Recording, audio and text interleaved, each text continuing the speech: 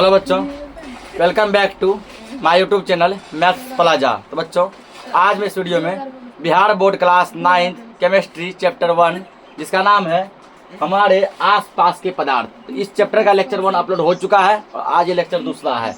यदि आप लोग लेक्चर 1 नहीं देखे हैं, पहले लेक्चर 1 देखिएगा तो इस वीडियो को देखिएगा, वरना ये समझ में नहीं आएगा। तो आज जब इसमें पढ़ने वाले हैं तो इसमें हम जो टॉपिक कवर करने वाले हैं वो है विसरण। ठीक ना, क्या टॉपिक पढ़ेंगे? विसरण। ठीक ना, तो हम लोग इसके बारे में समझते हैं। हल्ला मत करो।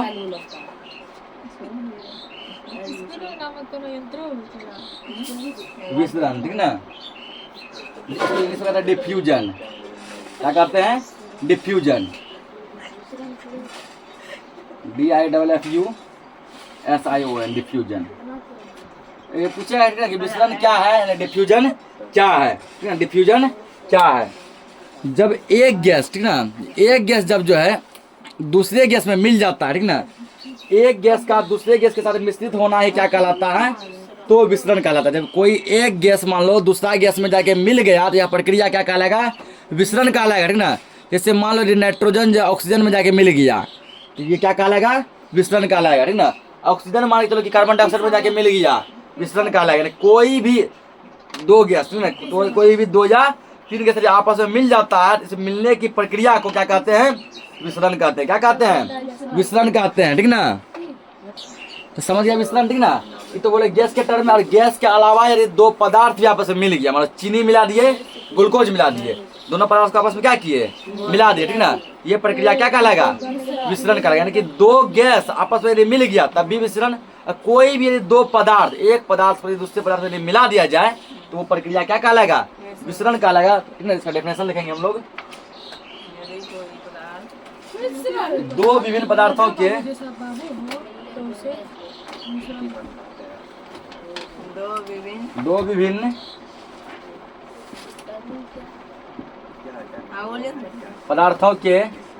दो विभिन्न पदार्थों के कणों का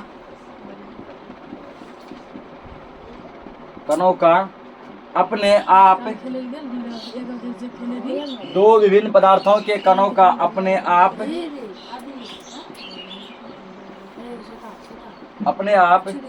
एक दूसरे से, अपने आप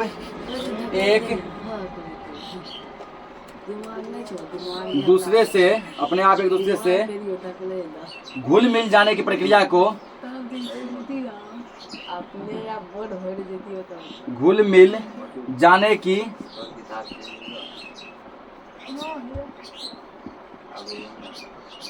प्रक्रिया को क्या कहते हैं?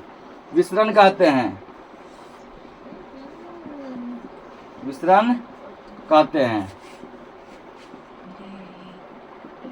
ना, दो विभिन्न पदार्थों के कणों का अपने आप एक दूसरे से घुल मिल जाने की प्रक्रिया क्या कहलाती है? विसरण कहलाती है। ठीक ना, कि जब दो पदार्थ आपस में मिल जाएंगे उसके मिलने का प्रक्रिया जो प्रोसेस जो है, यही क्या कहलाएगा? यही जो विसरण कहलाएगा। ठीक ना, लिख लिया सब इसको?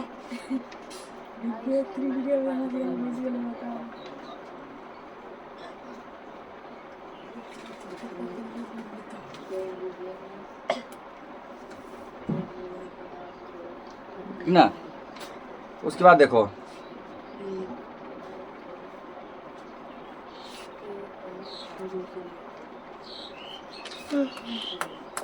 कल देखो ये जो हेडिंग जो लिखाए थे, ठीक ना, कल एक हेडिंग लिखाए थे जिसमें हेडिंग था पदार्थ के अभिलाक्षणिक गुण लिखाए थे। पदार्थ के कणों के अभिलाक्षणिक गुण। ठीक ना, तो उसमें देखो पदार्थ के कणों के अभिलाक्षणिक गुण में दो गुण लिखाए थे। पहला लिखाए थे पदार्थ के कणों के बीच रिक्त स्थान होता है, और दूसरा लिखाए थे पदार्थ के कण निरंतर गतिशील होते हैं। ठीक ना, उसमें तीसरा गुण भी जोड़ो। ठीक ना, उसमें तीसरा गुण भी है। उसमें यदि वहाँ जगह बचा एक तीसरा गुण जोड़ो, लिखाते हैं हम। देखो पदार्थ के कण, उसमें तीसरा नंबर देके लिखो, पदार्थ के कण एक दूसरे को आकर्षित करते हैं। ठीक ना, ये कल वाला हेडिंग में है। कल जो हेडिंग लिखाए थे कि पदार्थ के कणों के अभिलाक्षणिक गुण, अभिलाक्षणिक गुण में कितने गुण लिखाए थे? दो गुण लिखाए थे, उसका तीसरा गुण भी होगा। ठीक ना, पहला गुण क्या होगा? पदार्थ के कणों के बीच रिक्त स्थान होता है। दूसरा गुण पदार्थ के कण निरंतर गतिशील होते हैं। और तीसरा गुण पदार्थ के कण एक दूसरे को आकर्षित करते हैं, ठीक है ना। पदार्थ के कण क्या करते हैं, एक दूसरे को आकर्षित करते हैं, ठीक है ना। अब इस ये जो नया बात जब इसे जोड़े हैं, इस बात को समझते हैं कि पदार्थ के कण एक दूसरे को कैसे आकर्षित करते हैं। तो पदार्थ के कणों के बीच एक आकर्षण बल लगता है, ठीक है ना। पदार्थ के दो कणों के बीच जैसे मान चलो कि ये कण हो गया, ये क्या हो गया, कण हो गया, ठीक है ना। इन दोनों कणों के बीच क्या लगता है, एक बल लगता है। क्या लगता है, एक बल लगता है। कौन सा बल लगता है, आकर्षण बल। कौन सा बल लगता है, आकर्षण बल। इसको अपनी तरफ से खींचता है, ठीक है ना। उस पर ये क्या करता है, इसको अपनी तरफ खींचता है। दोनों एक दूसरे को क्या करता है, अपने तरफ जो है खींच के करके पूरा जो है जकड़ के रखता है, ठीक है ना। इसी कहता है आकर्षण बल। कोई एक दूसरे को भागने नहीं देता है, दोनों एक दूसरे को जकड़ के पकड़ के रखता है, ठीक है ना। तो पदार्थ के कणों के बीच इस कार्यरत बल को अंतराण्विक बल कहते हैं। अंतराण्विक बल यानी कि जो अंदर ही अंदर बल लगे, वो बल हमको दिखाई नहीं देता, ठीक ना। वो अंतराण्विक बल होता है, अंदर ही अंदर लगता है, ठीक ना, लेकिन हमको दिखाई नहीं देता, इसको अंतराण्विक बल कहते हैं। अंतराण्विक बल विभिन्न प्रकार के पदार्थों के कणों के बीच भिन्न भिन्न होता है, ठीक ना। ठोस में अलग लगता है, गैस में अलग लगता है, द्रव में अलग लगता है, ठीक ना। ये ठोस पदार्थ में सबसे मजबूत होता है। अंतराण्विक बल क्या होता है, ठोस पदार्थ में सबसे मजबूत होता है। उससे कमजोर होता है द्रव में, द्रव यानी पानी में, ठीक है। किस में होता है, द्रव में। और सबसे कमजोर कहाँ होता है, गैस में। सबसे कमजोर कहाँ होता है, गैस में होता है।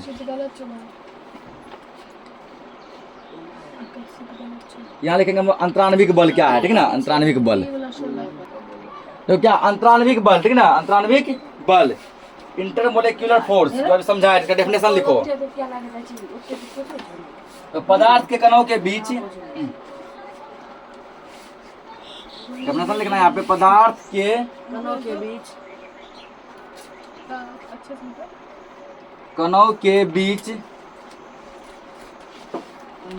पदार्थ के कणों के बीच एक आकर्षण बल कार्य करता है। पदार्थ के कणों के बीच एक आकर्षण बल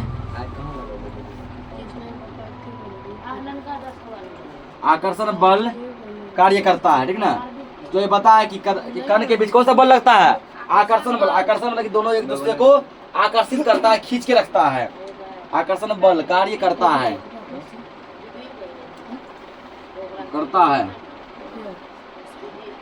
जो उन्हें, अल्लाह मत करो, जो उन्हें आपस में बांध के रखता है, ठीक ना। आकर्षण बल के कारण क्या होता है, पदार्थ के कण आपस में बंधे होते हैं, ठीक ना। आकर्षण बल के कारण क्या होता है, पदार्थ के कण आपस में बंधे होते हैं, ठीक ना।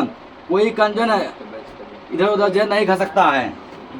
तो पदार्थ के कणों के बीच, पदार्थ के कणों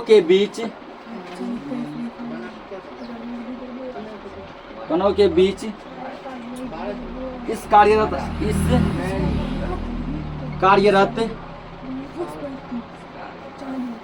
बल को अंतराण्विक बल कहते हैं।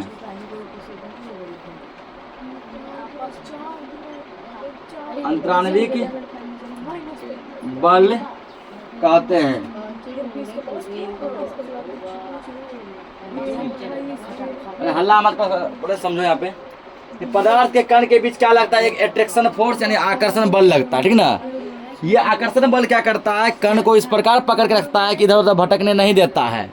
इस बल को ही हम लोग क्या कहते हैं, अंतराण्विक बल कहते हैं, इंटरमोलेक्युलर फोर्स कहते हैं। इसको नोट करो।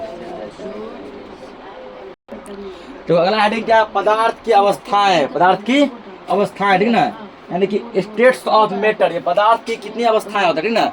तो याद रखना, पदार्थ की जो है वैसे 5 अवस्थाएं होती है। कितने होते हैं, 5। पहला ठोस, दूसरा द्रव, तीसरा गैस, ठीक ना, चौथा होता है प्लाज्मा, और 5वां होता है बोस आइसोकंडेंसेट, ठीक ना। लेकिन मोटा मोटी जो मेन अवस्था है वो कितना है, 3 है। मेन कितना है, 3। कौन कौन, ठोस, द्रव और गैस, ठीक है। तुमको लगभग जगह हर जगह जाए इन्हीं तीनों के बारे में पढ़ने को मिलेगा, ठोस, द्रव और गैस, ठीक है ना। यहाँ लिखेंगे पदार्थ की 3 अवस्थाएं होती है। पदार्थ की 3 अवस्थाएं होती है, ठीक ना। तो अगर पूछेगा पदार्थ की कुल अवस्थाएं कितनी होती है, टोटल टोटल बोलेंगे 5। टोटल कितना बोलेंगे? 5। अब पूछेगा पदार्थ की मूल अवस्था की मेन अवस्था कितना है? ये मूल अवस्था बोले तो वो 3 है। पदार्थ की 3 अवस्थाएं होती है, ठीक ना। पहला लिखेंगे ठोस। हल्ला मत कीजिए, पहला क्या लिखेंगे? ठोस, ठोस अवस्था, ठीक ना। दूसरा क्या लिखेंगे? द्रव यानी द्रव अवस्था। तीसरा क्या लिखेंगे? गैस यानी कि गैसीय अवस्था, ठीक ना। इस प्रकार जो पदार्थ की 3 अवस्थाएं होती है, ठोस, द्रव और गैस।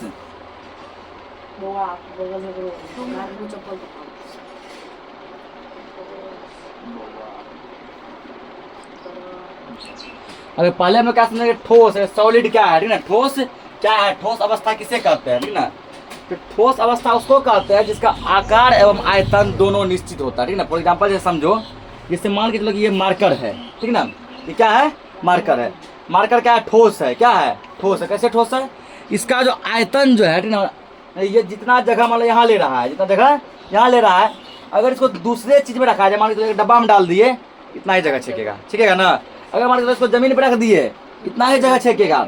अगर मान लो इसको टेबल पे रख दिए, तब भी इतना ही जगह छेकेगा, ठीक ना। इसके अलावा यदि समझो इसको जाके छत पे रख दिए, तब भी इतना ही जगह छेकेगा। यदि अपने पैकेट में रखेंगे तब भी इतना ही जगह छेकेगा, ठीक ना। ये तुम्हारा हो गया क्या इसका? तो यानी कि इसका आकार नहीं बदलता है। आकार क्या होता है? नहीं बदलता। और आयतन, ठीक ना, आयतन भी नहीं बदलता। इसका जो वजन होगा, ठीक ना, इसका जो वजन मान लो होगा, तुम किसी भी वस्तु में इसको रखो, चाहे डब्बा में रखो, पैकेट में रखो, छत पे रखो, जमीन पे रखो, टेबल पे रखो, ठीक ना, या बुक के अंदर रखो, कहीं भी रखो, इसका जो आयतन होगा, जो वजन होगा, वो उतना ही होगा, ठीक ना। इसका आकार और आयतन नहीं बदलता है। यानी कि यदि समझिए यहाँ पे इतना जगह ले रहा है, तो दूसरा जगह भी क्या लेगा? इतना ही जगह लेगा, ठीक ना, इतना ही जगह लेगा। ऐसा पदार्थ जिसका आकार और आयतन दोनों निश्चित होता है, ठीक ना। ऐसा पदार्थ जिसका आकार और आयतन क्या होता है? निश्चित होता है। ऐसे पदार्थ को हम लोग क्या कहते हैं? ठोस कहते हैं, ठीक ना।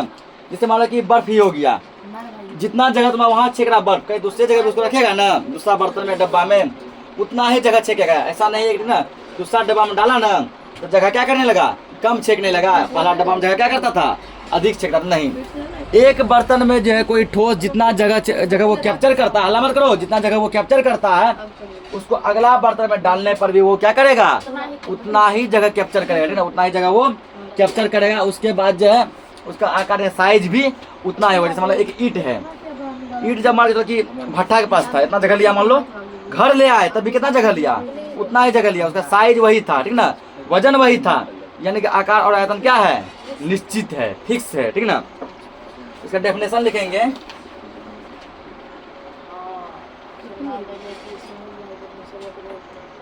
तो वह पदार्थ, हल्ला मत करो, वह पदार्थ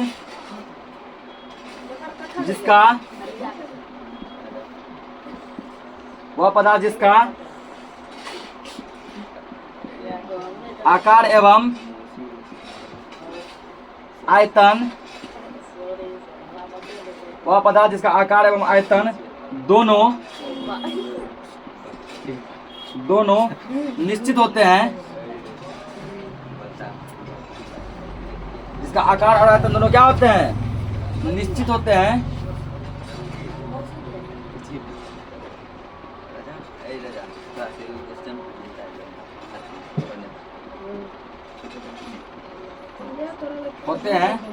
उसे ठोस कहते हैं। उसे ठोस कहते हैं।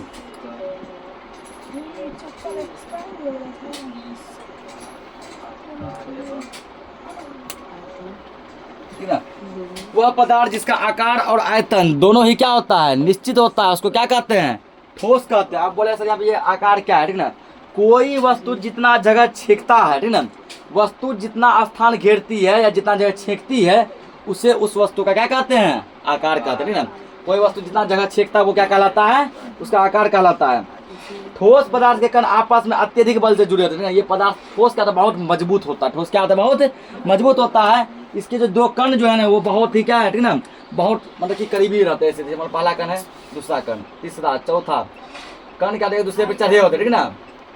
कण क्या सभी कण एक दूसरे पे चढ़े होते हैं, ठीक ना। ये बहुत ही मजबूती से एक दूसरे से क्या होते हैं? जुड़े रहते हैं, जिसके कारण इसको तोड़ना थोड़ा क्या हो जाता है, मुश्किल हो जाता है। इस प्रकार कण की बनावट इसमें होती है, ठीक ना। कण क्या होते हैं, एक दूसरे पे चढ़े होते हैं, पूरा बहुत ही मजबूती से ये कण क्या होता है, आपस में एक दूसरे को पकड़े रहते हैं, जकड़े रहते हैं, जुड़े रहते हैं। यानी कि इसका जो अंतराण्विक बल जो है ना बहुत मजबूत होता है। ठोस का अंतराण्विक बल कैसा होता है, बहुत मजबूत होता है, ठीक ना, जिसे तोड़ना या दबाना कठिन होता है। जिसे ठोस जल्दी टूटेगा नहीं तो दबाने पे क्या होता है, जल्दी जो है दबता भी नहीं है, ठीक ना। पदार्थ के इस गुण को दृढ़ता कहते हैं, ठीक ना। यानी कि जब समझो कोई चीज बहुत ज्यादा मजबूत होता है, उसको तोड़ना या दबाना क्या हो जाता है, मुश्किल हो जाता है, जिसको हम लोग क्या कहते हैं, दृढ़ता कहते हैं, ठीक ना। ठोस समझो अपना आकार तब चेंज करेगा जब उस पर अत्यधिक बल लगाया जाए।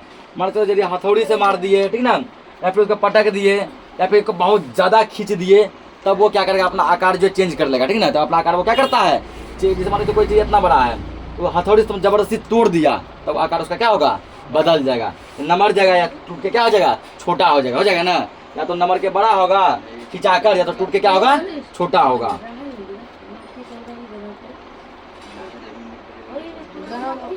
जैसे मान लो किताब, पेन, सुई, ठीक ना, उसके बाद मार्कर, कॉपी, किताब, कलम, ठीक ना, बेंच, डेस्क, ईंट, पत्थर, ये सभी क्या है, सब कुछ ये ठोस है। ये सब क्या है, ठोस है। ठोस में कणों के बीच रिक्त स्थान न्यूनतम या नगण्य होता है। नहीं, दो कण के बीच तो खाली स्थान है ही नहीं। खाली स्थान बच रहा है क्या, नहीं। दो कण के बीच जो बिल्कुल भी खाली स्थान नहीं होता है, ठीक ना। और कणों के बीच जो आकर्षण बल जो होता है, अंतराण्विक बल, वो बहुत मजबूत होता है। क्या होता है, इतना मजबूत होता है कि उसको टूटने नहीं देता है, बिखरने नहीं देता है। कण अपने निश्चित स्थिति में इधर उधर केवल कंपन करते हैं। किसी वस्तु में गति कारण जो कार्य करने की क्षमता होती है उसे गतिज ऊर्जा कहते हैं। कोई भी वस्तु में जो कण आपस में गति करते हैं, गति कारण जो कार्य करने की जो क्षमता होती है वो क्या कहलाती है, गतिज ऊर्जा कहलाती है। और ठोस में गतिज ऊर्जा बहुत कम होती है, क्योंकि उसका कण जो है गति कर ही नहीं पाता है। तो दो तरह से पकड़े हुआ है, ठीक ना। अब कण कब गति करता है, जैसे मान के चलो कि एगो कण यदि यहाँ है, एगो कण यहाँ है, एगो यहाँ है, यहाँ, तब यहाँ से यहाँ ऐसे गति करेगा ना गति। यहाँ जगह है ही नहीं, जगह नहीं कहीं गति कर पाएगा, नहीं कर पाएगा। क्या रहता है, फिक्स रहता है, ठीक। अब देखिए ठोस के गुण, ठोस के क्या क्या गुण है, ठीक ना, इसको नोट करो पहले इतना। तो अगला हेडिंग लिखो, ठोस के गुण धर्म, यानी प्रॉपर्टीज ऑफ सॉलिड। कोई वस्तु यदि ठोस है तो उसका क्या गुण है, ठोस का क्या गुण है, ठीक ना। पहला लिखेंगे इसके आकार एवं आयतन निश्चित होते हैं, ठीक ना। ठोस का आकार और आयतन क्या होता है, निश्चित होता है। इसके आकार एवं आयतन जो कि डेफिनेशन में लिखा है, आयतन निश्चित होते हैं। हल्ला मत कीजिए, ध्यान समझिए, ठीक ना। निश्चित होते हैं, फिर समझ में नहीं आएगा बाद में। इसके आकार और आयतन क्या होते हैं, निश्चित। सब पॉइंट को समझेंगे, पहले लिख लो। दूसरा गुण क्या है, इसको अधिक दबाया नहीं जा सकता है, ठीक ना। ठोस को अधिक दबाया नहीं जा सकता है, इसको अधिक दबाया नहीं जा सकता है, नहीं जा सकता है। तीसरा गुण लिखेंगे इसका, तीसरा गुण है, ठीक ना, इसका घनत्व उच्च होता है। वो इसका घनत्व क्या होता है, उच्च, मतलब काफी ज्यादा होता है। तो इसका घनत्व उच्च होता है, उच्च होता है। चौथा गुण लिखेंगे इसका, चौथा गुण ये बहते नहीं है, ठीक है। जिस प्रकार की पानी बहता है, गैस बहता है ना, ठोस बहते नहीं है, ये बहते नहीं है, ये बहते निकला।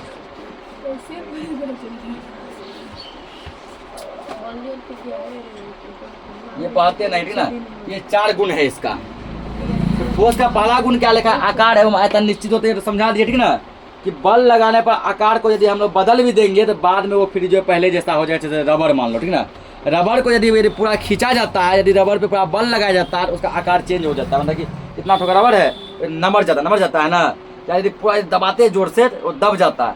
और जैसे बल हटा छोड़ देते हैं, कुछ देर बाद देखो अपने आप फिर पहले जैसा हो जाता है ना। अत्यधिक बल लगाने पर टूट सकता है, ठीक ना, लेकिन जो है क्या होता है, अपना आकार चेंज नहीं करेगा, जैसा वो है वैसा ही रहेगा। जैसे देखो, इसे मिट्टी चौक पर कांच पर यदि बल लगाएंगे तो वो क्या होगा, टूट जाएगा। क्या होगा, टूट जाएगा। लेकिन वो जिस साइज का है उसी साइज का रहेगा, वो साइज अपना नहीं बदलेगा, ठीक ना। इसको अत्यधिक दबाया नहीं जा सकता है, इसको दबाना उतना ज़्यादा संभव नहीं है, ठीक ना। जैसे रबड़ के कण कुछ दूर दूर व्यवस्थित होते हैं, इसके कणों के बीच कुछ जगह खाली होता है। रबड़ के कण एगो मान लो यहाँ है, एगो यहाँ हल्का दूर होता है, जिसके रबड़ को दबा लेते हैं, दबाते हैं, जैसे छोड़ते हैं फिर वो पहले जैसा हो जाता है, ठीक ना। अगला आता है इसका घनत्व उच्च होता है। तो ठोस में कणों के बीच दूरी नगण्य होती है, नहीं दो कणों के बीच जो आपस में जो डिस्टेंस होता है वो लगभग ना के बराबर होता है। जैसे यहाँ पे अभी बताए थे ना, उसी तरह का बनावट होता है कि लगभग जो है ना के इक्वल होता है। यानी कण जो एक दूसरे के पास होते हैं जो पूरा घने से जकड़े रहते हैं, क्या होता है एक दूसरे पूरे घनापन से एक दूसरे को जकड़े रहते हैं, जिसके कारण कि इसका घनत्व क्या होता है, उच्च होता है। घनत्व क्या होता है, उच्च होता है, ठीक ना। अगर पूछे घनत्व क्या है, घनत्व के बारे में भी लिखाएंगे आगे। उसके बाद ये बहते नहीं है। जैसे पानी को देखो, पानी आसानी से क्या होता है, इस बर्तन से उस बर्तन में, उस बर्तन से उस बर्तन में बहता है, ठीक ना। हवा यानी कि गैस भी क्या होता है, बह जाता है। लेकिन ठोस का क्या गुण है, ठोस कभी बहते नहीं है, ठीक ना। अब देखो इन सब गुणों के आधार पर कुछ क्वेश्चन बनता है, ध्यान समझना, तुम लोग को जवाब देना है। इन सब आधार पर कुछ क्वेश्चन बनता है कि क्या रबड़ ठोस है, जबकि रबड़ को खींचकर इसका आकार बदला जा सकता है। रबड़ को खींचने पर क्या होता है, इसका आकार बदल जाता है, खींचते हैं वो नमरता है ना, दबाते हैं रबड़ को दब जाता है। तो क्या रबड़ को ठोस कह सकते हैं? लेकिन हाँ, रबड़ क्या है, ठोस है। रबड़ क्या है, ठोस है। यह अपना आकार बाह्य बल के कारण बदलता, क्या वो अपना आकार अपने आप बदलता है? नहीं।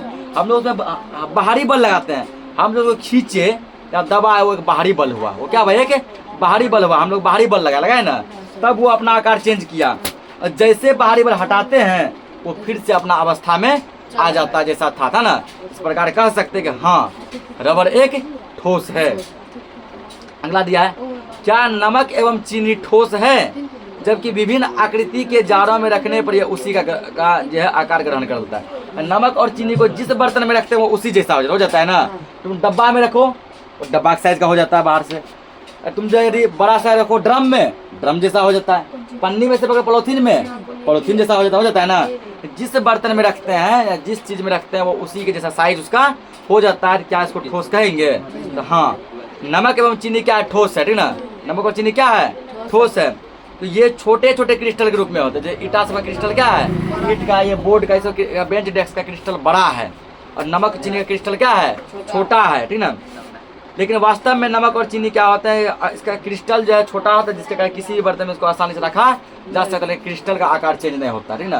तुम किसी भी बर्तन में रखो, चीनी का देखो आकार वही रहता है ना, ऐसा नहीं कोई ना कि आकार चेंज कर लिया, तो चुरा गया, पाउडर बन गया, नहीं। अगला दिया, क्या स्पंज ठोस है, जबकि इसे दबाने पे दबता है? स्पंज रसगुल्ला, ठीक ना। तो हाँ, स्पंज भी ठोस है। क्या है, ठोस है। तो स्पंज में छिद्र होते हैं जिसमें हवा भरी होती है। स्पंज में क्या होता है, छोटे छोटे छिद्र होते हैं जिसमें हवा भरा होता है, जो हमको दिखाई नहीं देता है। दबाने पर हवा बाहर निकलती है, ठीक ना। हवा क्या होता है, बाहर निकलता है, लेकिन स्पंज क्या है, ठोस है। अगला क्या लोहे की अलमारी ठोस है? तो हाँ, लोहे की अलमारी ठोस है, क्योंकि इसका आकार और आयतन निश्चित है, ठीक ना। तुम जहाँ पे रखेगा वो वहाँ फिक्स हो जाएगा, ठीक ना। जितना जगह उसको छेकना है, तुम कहीं पे रखेगा वो जगह उतना ही लेगा। ये था जानकारी ठोस के बारे में। अब हम लोग समझेंगे द्रव के बारे में। तो अगला क्या है, द्रव। क्या है, द्रव। इसको इंग्लिश में क्या कहते हैं, लिक्विड, ठीक ना। इसका मतलब हुआ, इसका जो डेफिनेशन बनेगा ध्यान समझो, ऐसा पदार्थ जिसका आकार जो है अनिश्चित होगा। आकार क्या होगा, अनिश्चित होगा, ठीक ना। लेकिन आयतन जो है निश्चित होगा। आयतन क्या होगा, आयतन को तुम यहाँ मोटा मोटी मान लो वजन, ठीक ना। यदि समझो कि अगर हम जो 1 लीटर, ठीक ना, यदि हम 1 लीटर मान के पानी लिए, लीटर क्या लिए, पानी लिए, ठीक ना। इसको यदि डब्बा में रखेगा तब उसको मापेगा, तभी कितना निकलेगा, 1 लीटर, ठीक ना। कोनो गिलास में रख दिया या लोटा में रख दिया या बाल्टी में रख दिया, तब भी मापेगा, कितना वजन निकलेगा, 1 लीटर, ठीक है। यही मान के चलो, यही इसका हो एक तरह का, इसको क्या कहेंगे, आयतन। क्या कहेंगे, आयतन। उसके बाद जो है, यदि किसी और बर्तन में तुम रख लिया, बाल्टी में रख दिया, ठीक ना, तब भी इसको जब मापेगा तो वजन कितना निकलेगा, 1 लीटर। तो यहाँ से पता चला कि जो ना वजन इसका नहीं घट रहा है, वजन नहीं घट रहा है, इसका मतलब इसका आयतन निश्चित है, ठीक ना। इसका वजन जो नहीं घट रहा है, इसका मतलब जो है, ध्यान समझना, इसका मतलब द्रव का आयतन क्या होता है, आयतन इसका निश्चित होता है ना। लेकिन यदि आप जो इसको जो क्या करेगा, यदि तुम मान के चलो, देखिए इसको रख दिया गिलास में, हल्ला मत कीजिए, जिसको हल्ला करना घर जाइए। मतलब छोटा बर्तन है ठीक ना, छोटा बर्तन है तो पानी को रखा, पानी के लेवल कुछ यहाँ तक चल जाएगा, मान लो चल गया ना, ठीक। अब मान के हम इसमें नहीं रखिए, इसको रख दिया हम एक बोतल में, ठीक ना। हो सकता है बोतल में पानी यहीं तक रह जाएगा, क्योंकि पानी उतना ही है ना, पानी उतना ही, मतलब बड़ा बोतल है, पानी मान लो यहीं तक रह गया, पानी क्या रह गया, यहीं तक रह गया, ठीक। उसके बाद जो यदि मान के चलो अब जिसको रख दिया बड़ा सा बाल्टी में, ठीक ना, अब किसमें रख दिए, बाल्टी में रख दिए, ठीक ना।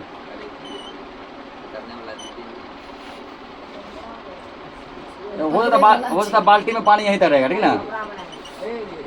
तो हम चित्रकार नहीं ना रे, चित्र बढ़िया वाला, हो सकता है कि बाल्टी में क्या होगा, पानी यहीं तक रह जाएगा, ठीक ना। अब मान के चलो इसको रख दिया शंक्वाकार बर्तन में, ठीक ना। अब मान के चलो इसको किसमें रख दिए, शंक्वाकार बर्तन में रख दिए, ठीक ना, जो मान लो कुछ ऐसा है,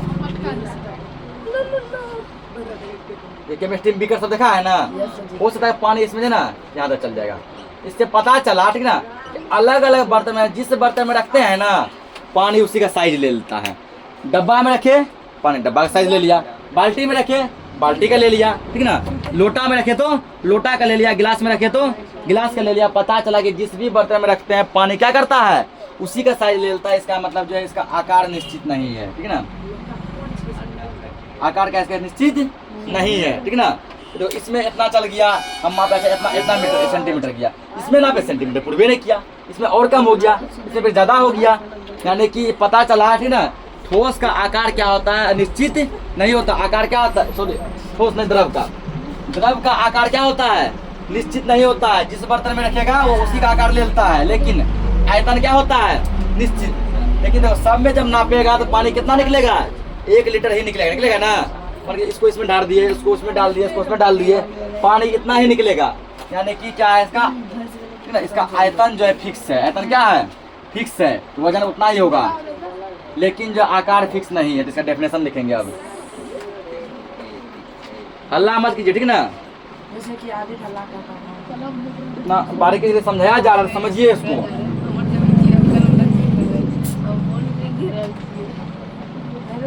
इसमें देखो वह पदार्थ,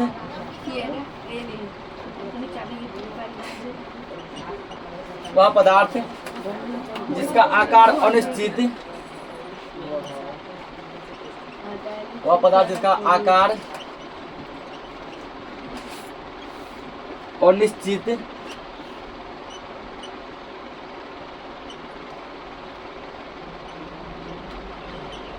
जिसका आकार अनिश्चित एवं आयतन निश्चित होता है, ठीक ना। साइज फिक्स नहीं होगा, लेकिन वजन क्या होगा, फिक्स होगा। वह पदार्थ जिसका आकार अनिश्चित एवं आयतन निश्चित होता है,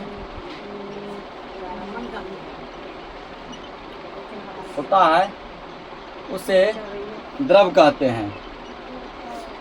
उसे क्या कहते हैं, द्रव कहते हैं।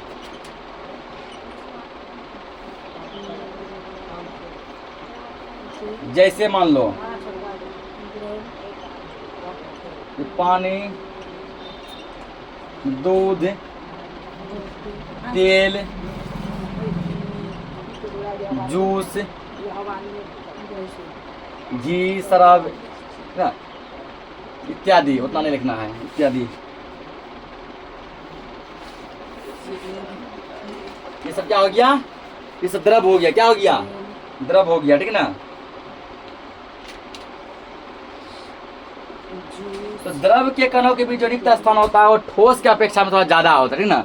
द्रव के कणों में रिक्त स्थान जो होता है 2 कण के बीच, वो क्या होता है, ज्यादा है। द्रव का बनावट मान के चलो कुछ ऐसा होता है, ठीक ना, एक कण यहाँ है तो एक यहाँ रहेगा, यहाँ है, यहाँ है, यहाँ कण के बीच क्या होता है, खाली स्थान है ना, जिसके कारण कि ये यहाँ से यहाँ यहाँ क्या करते हैं, गति करते हैं, ये बहते हैं, क्या करते हैं, बहते हैं। अगर यहाँ भी कण के बीच खाली स्थान नहीं होता, ठीक ना, ये भी क्या होता है, ठोस की तरह फिक्स रहता है, ये भी जो एक जगह दूसरी जगह से ट्रांसफर नहीं कर पाते, नहीं बहता, ठीक ना। यहाँ क्या होता है, इसके बीच खाली स्थान है, तो यहाँ देखो द्रव के गुण, अगला हेडिंग क्या लिखेंगे, द्रव के गुण।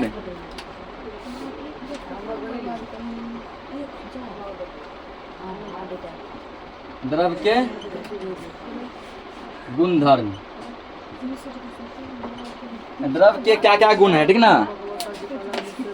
द्रव के क्या क्या गुण है, तो पहला लिखेंगे इसमें, पहला इसके आकार अनिश्चित है, डेफिनेशन ही लिखना है। इसके मतलब किसके, द्रव के, ठीक ना। इसके आकार अनिश्चित, हल्ला मत कीजिए सर। इसके आकार अनिश्चित एवं आयतन निश्चित होते हैं, निश्चित होते हैं।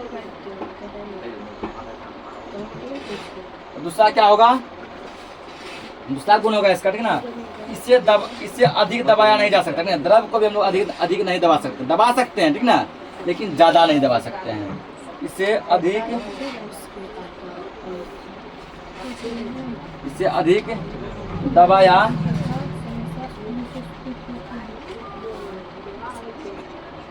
नहीं जा सकता है,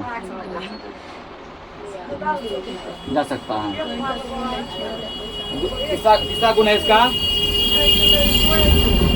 इसका घनत्व ठोस से कम होता है। इसका घनत्व क्या होता है, ठोस से कम होता है, ठोस का सबसे अधिक होता है। इसका घनत्व ठोस से कम होता है। इसको अधिक नहीं दबाया जा सकता, इसको अधिक दबाया नहीं जा, इसका घनत्व ठोस से कम होता है। चौथा गुण लिखेंगे इसका, ठीक ना। ये आसानी से बहते हैं, ये क्या करते हैं, एक बर्तन से दूसरे बर्तन में बह जाता है ना, आसानी से उसको जो है एक बर्तन से दूसरे बर्तन में कन्वर्ट कर सकते हैं, जबकि ठोस को कन्वर्ट नहीं कर पाएगा। ये आसानी से बहते हैं, ये 4 गुण इसका हो गया, ठीक ना। तो इसको नोट करो, ठीक ना। गैस के बारे में हम लोग कल समझेंगे। तो आज के लिए इस क्लास को इतना ही रखते हैं, मिलते हैं नेक्स्ट लेक्चर में, तब तक के लिए जय हिंद।